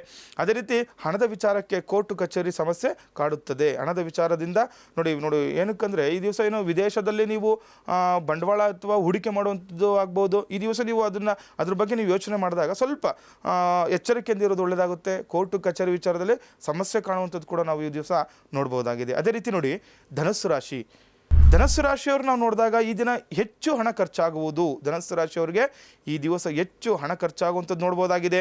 ಅದೇ ರೀತಿ ಹಣದ ಉಳಿತಾಯದ ಬಗ್ಗೆ ಗಮನ ಹರಿಸುವುದು ತುಂಬ ಅಗತ್ಯವಾಗಿರುತ್ತೆ. ಈ ದಿವಸ ನೀವು ಹಣದ ವಿಚಾರದಲ್ಲಿ ತುಂಬ ಕಾಳಜಿ ವಹಿಸುವುದು ನಿಮಗೆ ಅನುಕೂಲ ಆಗುತ್ತೆ. ಅದೇ ರೀತಿ ಸೋದರ ಸೋದರಿಯರ ಜೊತೆ ಸಣ್ಣ ಪುಟ್ಟ ಮನಸ್ತಾಪಗಳು ಕೂಡ ಆಗುವಂಥದ್ದು ಕಾಣ್ತಾ ಇದೆ. ಏನಾದರೂ ಅಣ್ಣ ತಮ್ಮಂದಿರಾಗ್ಬೋದು, ಅಕ್ಕ ತಂಗಿಯರಲ್ಲಾಗ್ಬೋದು, ಸೋದರ ಸೋದರಿಯರ ಜೊತೆ ಸ್ವಲ್ಪ ಮನಸ್ತಾಪಗಳಾದರೂ ಕೂಡ ದೂರದ ಪ್ರಯಾಣದಲ್ಲಿ ಕಾರ್ಯಸಿದ್ಧಿ, ಏನಾದರೂ ದೂರ ಪ್ರಯಾಣ ಇದ್ದರೆ ಇವತ್ತು ಕಾರ್ಯಸಿದ್ಧಿ ಆಗುತ್ತೆ. ತದನಂತರ ರಾಶಿ ನಾವು ನೋಡಿದಾಗ ಮಕರ ರಾಶಿ. ಈ ಮಕರ ರಾಶಿಯವರಿಗೆ ಹೊಸ ವಸ್ತುಗಳ ಖರೀದಿ ಮಾಡಿವಿರಿ. ಈ ದಿವಸ ಮಕರ ರಾಶಿಯವರು ನೀವು ಏನಾದರೂ ಕೊಂಡ್ಕೋಬೇಕು ಅಂದ್ಕೊಂಡಿದ್ರೆ ಈ ದಿವಸ ನೀವು ಕೊಂಡ್ಕೊಳ್ಳುವಂಥ ಲಕ್ಷಣ ಕಾಣ್ತಾ ಇದೆ. ಅದೇ ರೀತಿ ಹೋಟೆಲ್ ಹಾಗೂ ವ್ಯಾಪಾರಸ್ಥರಿಗೆ ಹೆಚ್ಚು ಒತ್ತಡ ಇರುತ್ತೆ. ಆ ಹೋಟೆಲ್ ಕೆಲಸ ಮಾಡೋರು ಆಗ್ಬೋದು, ವ್ಯಾಪಾರಿ ಈ ರಸ್ತೆ ಬದಿ ವ್ಯಾಪಾರಿಗಳಾಗ್ಬೋದು, ಇಲ್ಲ ಏನಾದರೂ ವ್ಯಾಪಾರ ಮಾಡುವಂಥವ್ರಿಗೆ ಸ್ವಲ್ಪ ಒತ್ತಡ ಹೆಚ್ಚಾಗಿರುತ್ತೆ. ಅದೇ ರೀತಿ ಮಿತ್ರರಿಂದ ಸಹಕಾರ, ನಿಮ್ಮ ಸ್ನೇಹಿತರಿಂದ ಈ ದಿವಸ ನಿಮಗೆ ಸಹಕಾರ ಸಿಗೋದು ಕೂಡ ನಾವು ನೋಡ್ಬೋದಾಗಿದೆ. ಅದೇ ರೀತಿ ಯಾವುದೇ ಕೆಲಸ ಮಾಡುವ ಮುನ್ನ 2 ಬಾರಿ ಯೋಚನೆ ಮಾಡುವುದು ಸೂಕ್ತವಾಗಿರುತ್ತೆ. ಈ ದಿವಸ ನಿಮಗೆ ಏನಾದರೂ ಕೆಲಸ ಮಾಡಬೇಕು, ಇಲ್ಲ ಹೊಸದಾಗಿ ಪ್ರಾರಂಭ ಮಾಡಬೇಕು ಅಂತಿದ್ದಾಗ ಸ್ವಲ್ಪ ಯೋಚನೆ ಮಾಡಿ ಮುಂದುವರೆದು ನಿಮಗೆ ಅನುಕೂಲ ಆಗುತ್ತೆ. ತದನಂತರ ನೋಡಿ ಕುಂಭರಾಶಿ. ಕುಂಭರಾಶಿಯವರಿಗೆ ಮನಸ್ಸಿಗೆ ಒತ್ತಡ ನೀಡುವ ಕೆಲಸಕ್ಕೆ ಗಮನ ಹರಿಸಬೇಡಿ. ನೋಡಿ, ನಿಮಗೇನಾದರೂ ತೊಂದರೆ ಕೊಡ್ತಾ ಇದ್ದರೆ, ಯಾರಾದರೂ ಈಗ ತೊಂದರೆ ಕೊಡುವಂಥ ಕೆಲಸಗಳಿದ್ದಾಗ ಅದ್ರ ಕಡೆ ನಿಮಗೆ ಗಮನ ಕೊಡದೇ ಇರೋದು ನಿಮಗೆ ಒಳ್ಳೆಯದಾಗುತ್ತೆ, ಅನುಕೂಲ ಆಗುತ್ತೆ. ಅದ್ರ ಕಡೆ ಗಮನ ಕೊಟ್ಟಷ್ಟು ನಿಮಗೆ ತೊಂದರೆಗಳು ಉಂಟಾಗುವಂಥದ್ದು ಕೂಡ ನೋಡ್ಬೋದಾಗಿದೆ. ಅದೇ ರೀತಿ ನಿಮ್ಮ ಹಳೆಯ ಮಿತ್ರರ ಭೇಟಿ, ಏನಾದರೂ ಹಳೆ ಸ್ನೇಹಿತರಿದ್ದರೆ ಈ ದಿವಸ ಭೇಟಿಯಾಗುವಂತಹ ಸಾಧ್ಯತೆ ಕೂಡ ಹೆಚ್ಚಾಗಿದೆ. ಅದೇ ರೀತಿ ಹಣಕಾಸಿನ ಸ್ಥಿತಿ ಉತ್ತಮವಾಗುತ್ತದೆ. ಈ ದಿವಸ ನಿಮ್ಗೆ ಏನಾದರೂ ಹಣ ಬರಬೇಕಾಗಿದ್ರೂ ಕೂಡ ಬರುವಂತಹ ಸಾಧ್ಯತೆ ಕೂಡ ಹೆಚ್ಚಾಗಿದೆ. ಅದೇ ರೀತಿ ಕೊನೆಯ ರಾಶಿ ಮೀನರಾಶಿ. ನೋಡಿ, ಮೀನರಾಶಿಯವರಿಗೆ ನಾವು ನೋಡಿದಾಗ ಸ್ವಂತ ಕೆಲಸಕ್ಕೆ ಸಂಬಂಧಿಸಿದಂತೆ ಅಗತ್ಯ ಸಲಕರಣೆಗಳು ಕೂಡ ಖರೀದಿ ಮಾಡುವಂಥ ಸಾಧ್ಯತೆ ಕೂಡ ಹೆಚ್ಚಾಗಿದೆ. ನೀವು ಮಾಡುವ ವ್ಯಾಪಾರ ಅಥವಾ ಉದ್ಯೋಗ, ಏನಾದರೂ ನೀವು ಏನು ಕೆಲಸಗಳು ಮಾಡ್ತಿದ್ರೆ ಅಲ್ಲಿ ನಿಮಗೆ ಅಗತ್ಯವಾದಂತಹ ಏನೋ ಸಲಕರಣೆಗಳಾಗ್ಬೋದು, ಇಲ್ಲ ವಸ್ತುಗಳಾಗ್ಬೋದು, ನಿಮ್ಮ ಕೆಲಸಕ್ಕೆ ಬೇಕಾದಂತಹ ಏನೇ ವಸ್ತುಗಳಾದರೂ ಕೂಡ ಇವತ್ತು ನೀವು ಅದನ್ನ ಕೊಂಡುಕೊಳ್ಳುವಂತಹ ಅನುಕೂಲ ಕೂಡ ಇದೆ. ಅದೇ ರೀತಿ ಭೂಮಿ ಖರೀದಿ ಕೂಡ ಈ ದಿವಸ ನಿಮಗೆ ಎಚ್ಚರಿಕೆಯಿಂದ ಇರೋದು ನೀವು ನೋಡಬೇಕಾಗುತ್ತೆ. ನೋಡಿ, ವಿಶೇಷವಾಗಿ ಏನಾದರೂ ಭೂಮಿ ತೊಗೋಬೇಕಂದ್ರೆ ಅಥವಾ ಲೇವಾದೇವಿ ವ್ಯವಹಾರ ಮಾಡಬೇಕಂದ್ರೆ ಆ ಲೇವಾದೇವಿಯರಿಗೆ ಅನುಕೂಲ ಆದರೂ ಕೂಡ ಭೂಮಿ ವಿಚಾರದಲ್ಲಿ ಸ್ವಲ್ಪ ಎಚ್ಚರಿಕೆ ಇರೋದು ಕೂಡ ಅನುಕೂಲ ಆಗುತ್ತೆ. ಇನ್ನು ವೀಕ್ಷಕರೇ, ಒಟ್ಟಾರೆ 12 ರಾಶಿಗಳ ಫಲಾನುಫಲದ ಕುರಿತಾಗಿ ಇವತ್ತಿನ ಕಾರ್ಯಕ್ರಮದಲ್ಲಿ ಗುರುಜಿಯವರು ನಮಗೆ ತಿಳಿಸ್ಕೊಟ್ಟಿದ್ದಾರೆ. ಕಾರ್ಯಕ್ರಮದ ಕೊನೆಯ ಹಂತಕ್ಕೆ ತಲುಪಿದ್ದೀವಿ. ಪ್ರತಿ ಸಂಚಿಕೆಯಂತೆ ಇವತ್ತಿನ ಸಂಚಿಕೆಯಲ್ಲೂ ಕೂಡ ಒಂದು ಹೊಸ ಮಂತ್ರದ ಪಠನೆಯನ್ನು ಗುರುಜಿಯವರು ನಮಗೆ ಹೇಳಿಕೊಡ್ತಾರೆ. ಗುರುಜಿ, ಮಂತ್ರ ನೋಡಿ, ಈ ದಿವಸ ಮಂಗಳಕರವರಂತಹ ಶುಕ್ರವಾರ, ಮಹಾಲಕ್ಷ್ಮಿಯನ್ನು ಪ್ರಾರ್ಥನೆ ಮಾಡಿಕೊಳ್ಳೋಣ. ನಮಸ್ತೇಸ್ತು ಮಹಾಮಾಯೆ ಶ್ರೀಪೀಠೆ ಸುರಪೂಜಿತೆ ಶಂಖಚಕ್ರ ಗದಾಹಸ್ತೆ ಮಹಾಲಕ್ಷ್ಮಿ ನಮೋಸ್ತುತೆ. ಈ ರೀತಿಯಾಗಿರುವಂತಹ ಮಂತ್ರವನ್ನು ಕೇಳ್ತಾ ಪಠನೆ ಮಾಡ್ತಾ ಈ ದಿನವನ್ನು ನೀವು ಪ್ರಾರಂಭ ಮಾಡಿದಾಗ ಮಹಾಲಕ್ಷ್ಮಿ ಆಕೃಪ ಕಟಾಕ್ಷ ಕೂಡ ಎಲ್ಲರಿಗೂ ಲಭಿಸಲಿ ಅಂತ ಹೇಳ್ತಾ, ಗುರುಜಿ, ಇದುವರೆಗೂ ಕಾರ್ಯಕ್ರಮದಲ್ಲಿ ಭಾಗವಹಿಸಿ ಸಾಕಷ್ಟು ಮಾಹಿತಿಯನ್ನು ವೀಕ್ಷಕರಿಗೆ ತಿಳಿ ಹೇಳಿದ್ದೀರಾ. ಧನ್ಯವಾದಗಳು. ಹರೇ ಶ್ರೀನಿವಾಸ. ಲೋಕ ಸಮಸ್ತ ಸುಖಿನೋ ಭವಂತು, ಸಮಸ್ತ ಸನ್ಮಂಗಳಾನಿ ಭವಂತು. ಜೈ ಶ್ರೀಮನ್ನಾರಾಯಣ. ವೀಕ್ಷಕರೇ, ಇವತ್ತಿನ ಕಾರ್ಯಕ್ರಮ ಎಲ್ಲರಿಗೂ ಇಷ್ಟವಾಗಿದೆ ಅಂತ ಭಾವಿಸ್ತಾ ಕಾರ್ಯಕ್ರಮನ ಮುಕ್ತಾಯಗೊಳಿಸ್ತಾ ಇದ್ದೀವಿ. ಮತ್ತೆ ನಿಮ್ಮ ಭೇಟಿ ಮುಂದಿನ ಸಂಚಿಕೆಯಲ್ಲಿ. ನಮಸ್ಕಾರ.